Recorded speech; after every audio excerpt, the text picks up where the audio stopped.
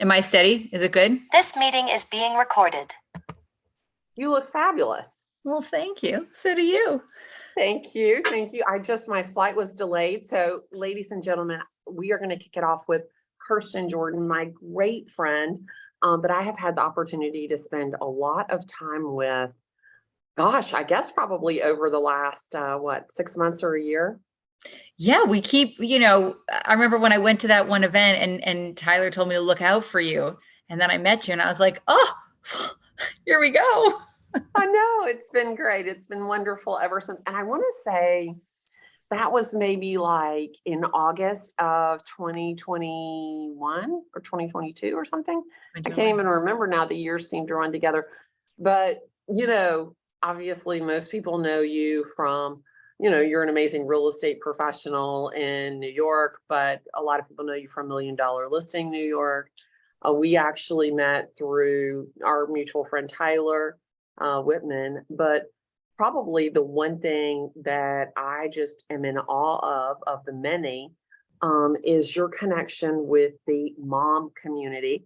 And this is our Mother's Day edition of Glennda's Guru with the Glennda Gazette. So I wanted to kind of just understand a little bit from you. How did you get started like in that arena? I mean, obviously you're a mom, but how did you kind of hone in and made that your really special place? You mean like with moms, right? Yeah, absolutely. Yeah.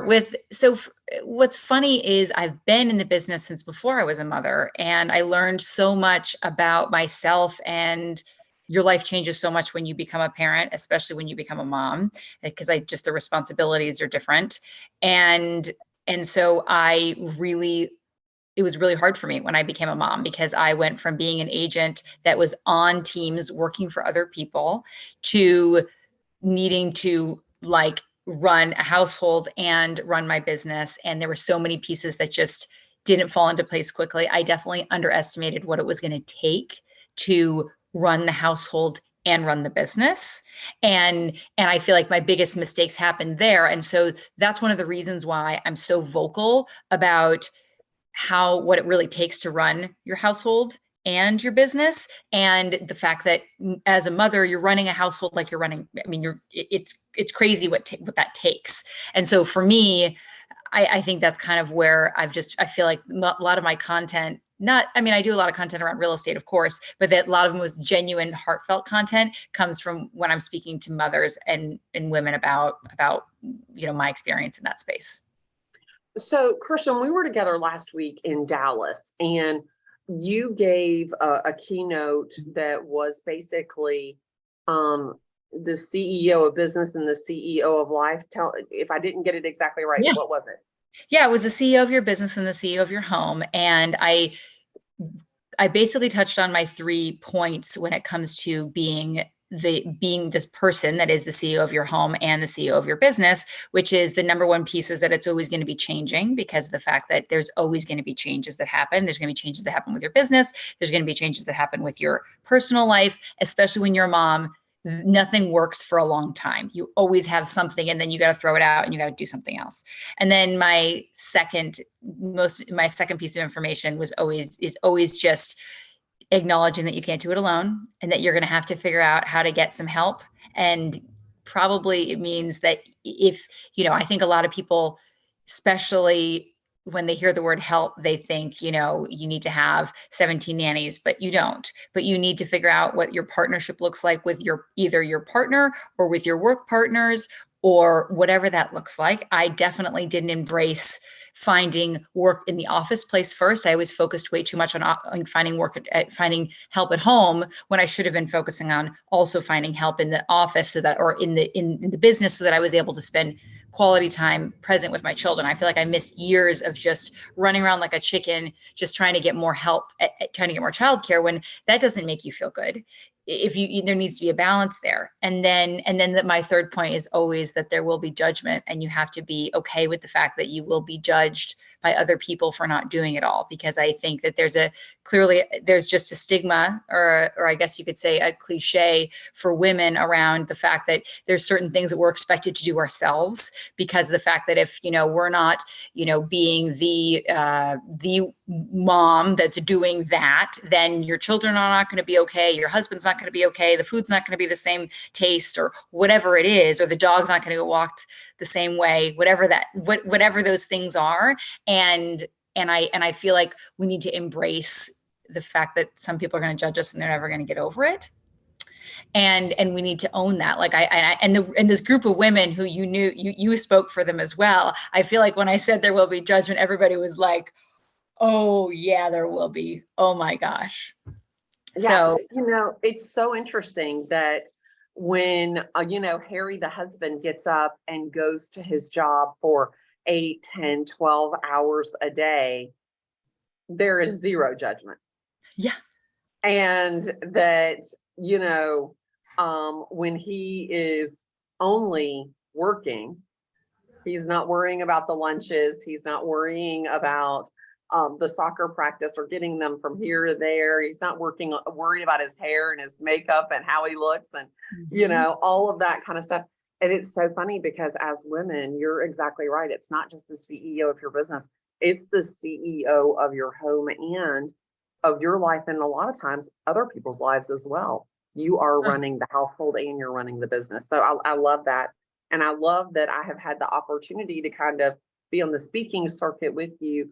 And especially like you working and talking to women. So I love that. I love that. So what are you working on now? What is it? Have you got something that you want to share with us? I have been working on a book proposal for a little while. I think the more I talk about this topic of being the CEO of your home and your business, I feel like everything I've written about that has to do with giving yourself permission to do what you want to do, which is what when I first started speaking after I was cast on $1 Million Listing and had the experience of filming that season, I felt like I hadn't given myself permission before Bravo gave me permission to be the person I wanted to be. And I was waiting for some bigger permission. And I used Bravo to let me out of my shell, I guess you could say. And that was always my first mission, to tell people hey, if you have this thing that you think you kind of want to do, but you're waiting to be discovered, you don't need to be discovered. You can go for it.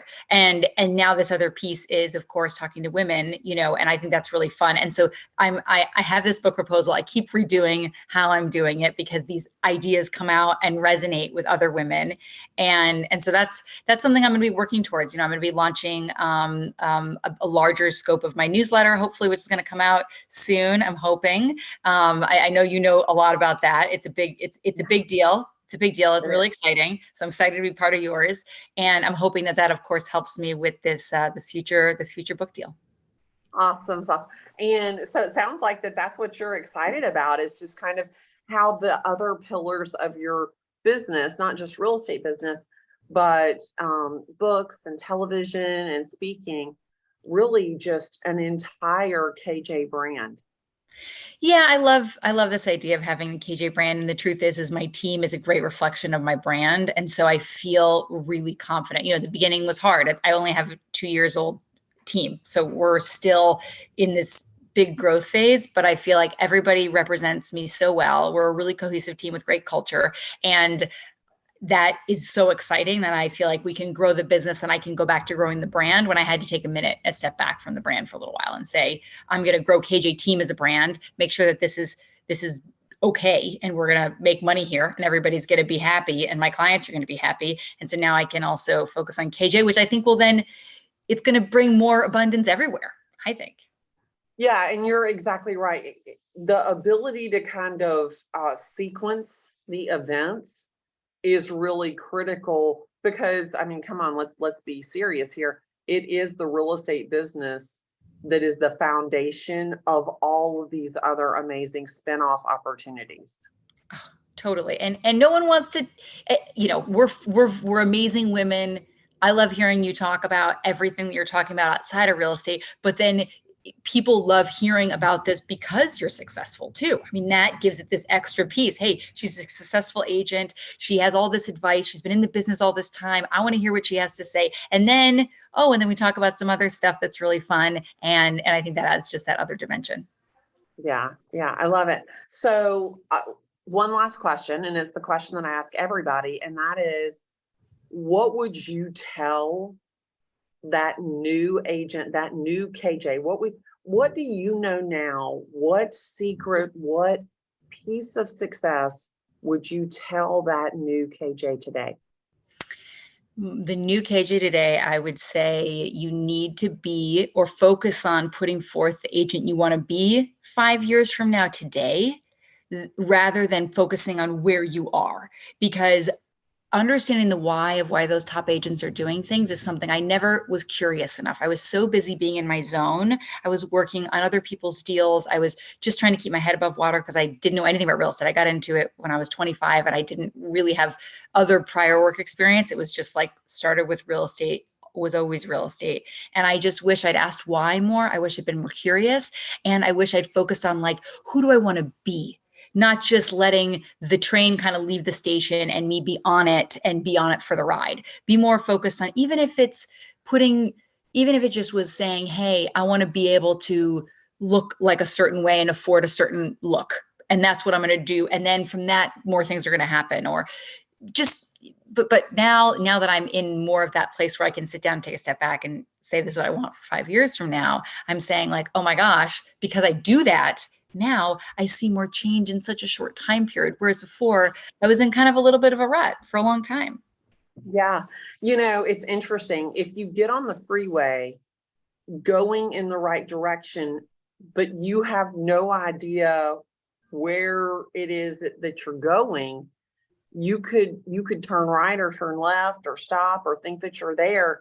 If you don't, you're so right. If you do not like have that goal, have that place in mind, it's very difficult to get the roadmap to get there. You can't get from point A to point B if you don't know what point B is. Oh yeah. And you can make like a little slight turn that you didn't even realize. And all of a sudden you're like in Timbuktu and didn't even remember, like, how did I get here? I'm on the wrong. I mean, that happened to me. I ended up on a team for 4 years and God bless them, still love these guys, but it wasn't the right choice. And I got there and the next thing you know, I had my third baby, 4 years are over. And I'm like, what? And as you know, the time just goes faster. Oh yeah. And you can't get it back. You can't get that time back. And that's the thing. I have to tell you, I know you from TV. I remember the dress you were wearing. It was this rust 2-piece blouse and beautiful pleated skirt. And I remember going up to you and introducing myself and saying, hey, my name's Glennda. I think we have a mutual friend. And I remember just the joy that radiated from you. And I just feel so, so, so blessed to be able to count you as in my corner. So from the bottom of my heart, I appreciate you. Thank you. Thank you. Thank you. And thank you for doing this for me. This is really, really fun. And I hope that I don't just get to be the Mother's Day edition, that I get to be on it a couple more times. Absolutely. And I think Kirsten, I think there's so much that we can do together. Obviously I'm older than you and my kids are older and I've been in this business since Jesus was a baby, but really helping women harness their power, and just really taking it to the next level. That's a passion for both of us. So I see the opportunity to collaborate on many, many, many things. And again, I consider myself so fortunate to have the opportunity to know you. Well, thank you. Thank you so much for having me. This is so fun. And I'm looking forward to the future. I'll travel in a suitcase and follow you on any of those speaking engagements and just pop out whenever you want. Oh my gosh. So listen to this. They flew me down. I'm actually in Boca Raton, Florida. And a mortgage company flew me down. They offered for me to stay 2 nights and I'm like, no. I'm going to fly in. I'm going to fly back out. I'm going to fly in on whatever day today is, Wednesday, and I speak tomorrow, and then I'm going to come straight home. and I drive up to this resort. I'm at the Boca Raton Resort in Boca Raton. It is fabulous. I mean, it is insane fabulous. And I'm like, shit, where is that second night? I mean, it is gorgeous. So Oh. I am happy to have spent some time with you, but I am actually Running going to to the like, beach. Yeah. I'm gonna play hooky. I'm not touching any more work. I'm gonna throw on a bathing suit, go to the beach club, and just soak up the sun. Good. I love that. I love that for you. Well, this is Yeah. super fun. And thank you. Thank you so much for having me and for your trust in me. Absolutely. I will look forward to seeing you soon, and I hope you have a fantastic day. Thanks again. Thank you. Bye.